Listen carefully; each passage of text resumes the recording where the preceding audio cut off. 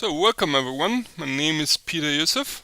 I'm a senior analyst of IronFX. Together we'll be going through a discussion about the week ahead in the FX market and on second base equities and gold. With no time to waste, allow me to show you our risk warning and our disclaimer. And as you're reading, I'm going to make a small intro here. Now overall the market was rather turbulent in the past few days, and its swings continue to catch traders' attention, yet we would expect no less in the coming week as well. On the monetary front's calendar, the Fed's release of its meeting minutes stands out on Wednesday late in the American session. And on second base, we would also note from Sweden Riksbank's interest rate decision on Thursday. Also, planned statements from policymakers from around the world could swing the market's attitude. As for financial releases, on Monday we note the release of Eurozone's preliminary consumer confidence for November, and on Tuesday we get Australia's, Eurozone's, UK's and the US preliminary market PMI figures for November. In a packed Wednesday, we highlight from the US the release of the second estimate of the GDP rate for Q3, among a plethora of data. On Thursday, we get Australia's capital expenditure growth rate for Q3, while on Friday we get Switzerland's GDP rate for Q3. Now, with no time to waste, we move to the US dollar, and this would be the USD Index. This would be the 4-hour chart. Now, the index has been on the rise since around the 9th of November. However, the upward motion has been broken, and that happened practically yesterday. Now, there seems to be a sideways motion between the 95.60 and the 96.15, and for our bias to change, we would require clear breaking of either of the pre-mentioned levels. To the upside, besides the 96.15, we would also note the 96.65 and the 97.30. To the downside, besides the 95.60, we would note the 95.10. Note how the index hesitated around that level. And lower than that would be the 94.60, which served practically as a resistance line once, twice here, and as the price action has moved to the upward, is now turned to a support line. Moving now to USD's fundamentals. Now, the US dollar is about to end the week higher against a number of its counterparts, despite the stabilization yesterday and today. The greenback was able to build on the bullish sentiment of the market, which was caused by the release of the higher than expected CPI rates for October, the acceleration of the retail sales growth rate, as well as the industrial production rate, which also exceeded market expectations, providing further support for the USD. Financial releases in the coming week may create room for further advancement, and we highlight Wednesday, the 24th of November, as the main day. As we get a slew of data from the US, we note the release of the durable goods orders growth rate for October, the weekly initial jobless claims figure, the consumption rate for October, the final University of Michigan consumer sentiment, that's for November, and the new home sales figure for October. But the highlight regarding US financial releases is expected to be the release of the second estimate of the US GDP rate for Q3. Now, before that though, please also note on Tuesday the 23rd, the release of the preliminary market PMI figures for the US. On a monetary level, the market's bets on whether the Fed will tighten its monetary policy at a faster pace or not intensified after the US retail sales for October were released last Tuesday, as they accelerated substantially and intensified the motion. Fed officials in recent statements seem to lean towards the hawkish side, and market expectations seem to rise. In the coming week, we highlight the release of the FOMC minutes for the November meeting, and investors and analysts are expected to scrutinize the document for clues regarding the Fed's intentions. Now, should the document verify a more hawkish approach by a number of policymakers, we may see the US dollar gaining and vice versa. Remaining on the Fed issues, we expect Biden US President Biden to provide his nominee for the Fed's top position, and the main candidates currently considered are incumbent Fed Chairman Jerome Powell and the Fed's Board of Governor member Lael Brainard. The issue is strongly political, as the left-leaning side of the Democrats seems to favor Brainard for a stronger supervision of financial institutions, while Republicans seem to favor Powell, yet overall caution is advised. Also, on a fundamental level, we note the friendly tone in the meeting of US President Biden and Chinese leader Xi Jinping. And it's characteristic that the Chinese leader called the US President an old friend, while also called for more cooperation and communication. Further thawing of the tensions in the US-Sino relationships could create some safe haven outflows for the USD on a fundamental level, while also cause a more risk-on attitude by the markets.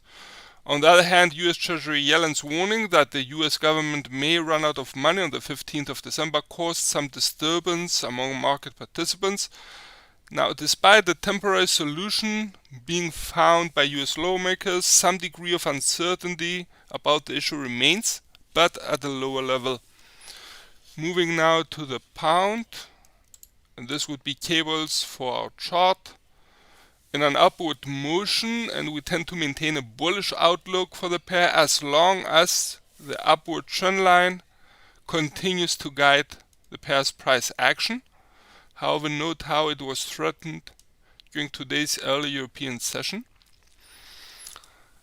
To the upside, we note the 1.36, which tended to serve as a resistance line around the 9th of November, 8th to the 9th of November. Higher than that would be the 1.3715. Note how it served both as a resistance line and a support line. And the highest level in the chart would be the 1.3835, which marks the peak here. To the downside, we note the 1.3430, which provided support for the pair. That was around the 4th of November. Lower than that would be the 1.3290, and even lower the 1.3885. Now, moving to the pound's fundamentals, it's been a great week so far for the pound, as it strengthened against the USD and the euro. The pound found support from the recent data released, especially the better than expected employment data, as well as the higher than expected CPI and retail sales growth rates for October. All pre-mentioned releases intensified expectations for the BOE to hike rates in its next meeting, thus building on the pound's bullish momentum. On a monetary level, BOE's dilemma is still present as to hike rates or not, and the answer to that question may still be far off, but could affect the market's mood regarding the sterling in the coming week as well. As for financial releases, we note the release of UK's preliminary PMI figures for November on Tuesday the 23rd, while on Wednesday the 24th and Thursday the 25th we get the CBI industrial trends for orders and distributive trades respectively, both being for the month of November as well. On the fiscal front, we note the plans to revamp the UK railway, with emphasis being placed on the North and the Midlands. The program is expected to cost around £96 billion, that should be around 130 billion US dollars, which could push UK's economic recovery faster, and is considered a great investment plan for UK's economy. Moving now to JPY, and this would be USDJPY's 4-hour chart. In a sideways motion, and for a sideways bias to actually change, I would require a clear breaking above the 114.45 resistance line, which now is practically support as it has been slightly broken. I would prefer to see the pair actually aiming for the 115.20, if not break it, before I switch the sideways bias in favor of a bullish outlook. Also, some continuous higher highs and higher lows for the pair's price action could provide further evidence about a bullish outlook for the pair. Nevertheless, to the downside, we mentioned the 114.45, which the pair is currently teasing. Lower than that would be the 113.70, which provided support a couple of times, however also considerable commotion in the end of October, beginning of November. And lower than that would be the 112.75, which provided support for the pair around the 9th to the 10th of November. To the upside, we would note the 115.20, higher than that the 116, and the highest level noted would be the 117.10. Moving now to JPY's fundamentals. JPY seems about to end the week lower against the USD and the GBP, back to back with the previous week, despite some safe haven flows providing some support on Wednesday for the Japanese currency. On a fundamental level, we expect safe haven flows to continue to move JPY in the coming week as well. That's more due to its dual nature as a local currency and a safe haven on an international level. Also, on a fundamental level, we note the plans for the release of another fiscal stimulus by the Japanese government of around 40 trillion yen. That would be around 350 billion US dollars. Analysts may not be so certain about the aggressive government spending and whether it will have the desired effect on the growth of the Japanese economy, nor if it's going to accelerate inflationary pressures. Overall, though, we note that despite the shrinking of the Japanese economy, the outlook for a recovery is still present, given the high vaccination rates for the country. Also, a possible drop of oil prices could support the recovery of the oil-consuming Japanese economy. Worries for a prolonged shortage of supply, though, especially for semiconductors, could slow the recovery somewhat. It's characteristic that BOJ Governor Kuroda stated concerns at the beginning of the week about the issue. Nevertheless, BOJ's monetary policy is expected to remain accommodative, and the ultra-loose monetary policy could weigh on JPY. As for financial releases, we note the release on Wednesday, the 24th of November, of the preliminary Jibun manufacturing PMI figure for November, and on Friday, the 26th, Tokyo CPI rates for the same month. Moving now to the common currency, and this would be EURUSD's 4-hour chart. Yep. Now, the pair had been moving in a downward motion. It was a very distinct downward motion that was practically since last week. However, yesterday it broke it. It broke actually the downward trend line guiding it. Hence, we were forced to switch our bearish outlook in favor of a sideways bias, at least for now, and that's expected to be between the 1.1370 and the 1.13.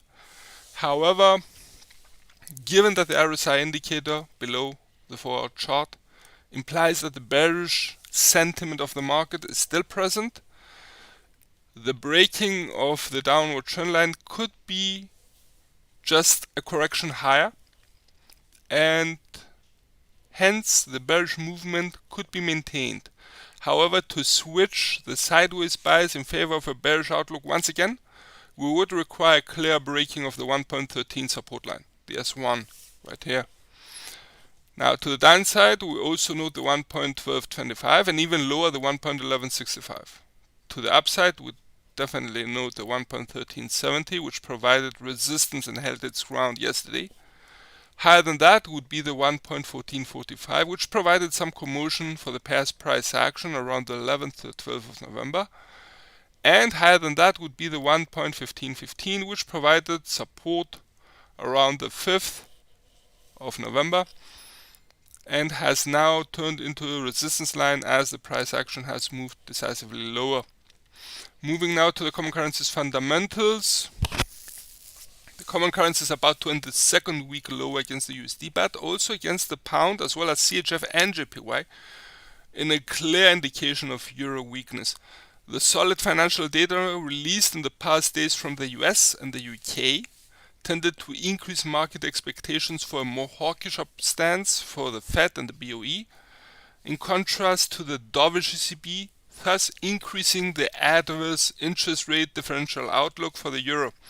It's characteristic that ECB President Lagarde had pushed back against the idea of a rate hike in 2022 on Monday, thus underscoring the dovish stance of the bank and allowing for little hope for the market. However, on a different note, ECB board member Schnabel stated that the bank must be ready to act should inflationary pressures persist in the area. On a more fundamental level, we note the delay of the operation of Nord Stream 2 in Germany, as German authorities have announced a hold of its approval, which in turn could have an adverse effect on the economic recovery of the Eurozone. As for financial releases, Euro traders may be more busy in the first days of the week, as we get on Monday Eurozone's preliminary consumer confidence for November. On Tuesday the 23rd, we highlight the release of the preliminary PMI figures of November for the area, which tends to be closely watched by Euro traders and analysts usually. On Wednesday, we get Germany's IFO indicators for November, while also Germany's final GDP rate for quarter 3 is to be released during the week. Moving now to the Aussie, and this would be AUD/USD's 4-hour chart, and a clear downward motion with a downward trend line guiding it despite a forced break around the 14th to the 15th of November. We tend to maintain a bias for a bearish outlook as long as the downward trend line continues to guide the price action of the pair. To the downside, we note the we note the 0.7230. Lower than that would be the 0.7170, and even lower the 0.7105. And to the upside would be the 0.7310 resistance line. Higher than that would be the 0.7365, with nice action being reversed here. Higher than that would be also the 0.7420. Note how the level has practically reversed the upward action once, twice, while also provided support here. So it's quite valid as a level and should be taken notice of it. Moving now to the Aussie's fundamentals. Now the Aussie seems about to end the week in the reds for a third week in a row against the USD. Fundamentally, the partial thawing and the tensions of the US-China relationship seems to have failed to provide some support for the Aussie. On the monetary front, we note that RBA Governor Lowe resisted to the idea that the bank could proceed with a rate hike in 2022. Governor Lowe stated that I would like to repeat a point I made a couple of weeks ago, that the latest data and forecast do not actually warrant an increase in the cash rate in 2022. That was his exact words. The dovish stance of the bank, as expressed by the governor, could weigh on the Aussie. Also, the minutes of the bank's November meeting, which were released on Tuesday, seem to suggest patience until wage and inflation targets are met. On the other hand, RBA Assistant Governor Angelos suggested that strong growth could suggest a virtuous cycle for the economy. As for financial releases, we note on Tuesday the 23rd the release of Australia's preliminary PMI figures for November, while on Thursday the 25th we get Australia's capital expenditure growth rate for quarter 3. Now moving to the CAD, and this would be USD CAD's 4-hour chart, with a clear upward motion, marking higher highs and higher lows in a row. We tend to maintain our bullish outlook for the pair. To the upside, we would note the 1.2645, which the price action yesterday briefly touched, however also provided resistance back at early October. Higher than that would be the 1.2710 and even higher the 1.2775. To the downside, we note the 1.2580, which practically provided support here once, twice, 3 times. Lower than that would be the 1.25, which provided support here, but also provided resistance back around the 12th of October. Lower than that, and the lowest level noted as for support would be the 1.2425, which considered as a support line here and as a resistance line here. Moving now to the CAD's fundamentals. Now the CAD is about to end the week weaker against the USD, as USD CAD was on the rise. That's for a fourth time in a row. In the current week, it was characteristic that despite Canada's better than expected CPI rates for October, the loonie failed to actually capitalize on the release. The acceleration of inflation in the Canadian economy may add pressure on the BOC to act. On the other hand, BOC Governor McCallum stated that the bank is not to hike rates until the slack in the Canadian economy is absorbed, something that has not happened yet, but is getting closer. Excuse me. We expect monetary policy issues to continue to affect the loonie the coming week as well, as fundamentals, given the lack of high impact financial releases. On the fundamental level, we note the downward motion of oil prices in the past days, which may have weighed on the loonie. Bear in mind that the US has asked countries such as China, Japan, and India, which are heavy users of oil, to consider tapping their national oil reserves in a combined effort to bring down oil prices. It was also reported by Reuters that China's State Revenue Bureau has said that it was working on a release of crude oil in reserves, yet did not comment on the reports for the US proposal as such. Overall, we may see the releases from the strategic oil reserves of various countries actually exercising pressure on the oil prices. Yet, a correction of the oil market could be achieved only by rebalancing of supply and demand levels in the long term. Now that should be it, but before we leave you, as a general comment, we may see the US dollar retaining the initiative over other currencies, given the gravity of monetary events and financial releases scheduled in the coming week.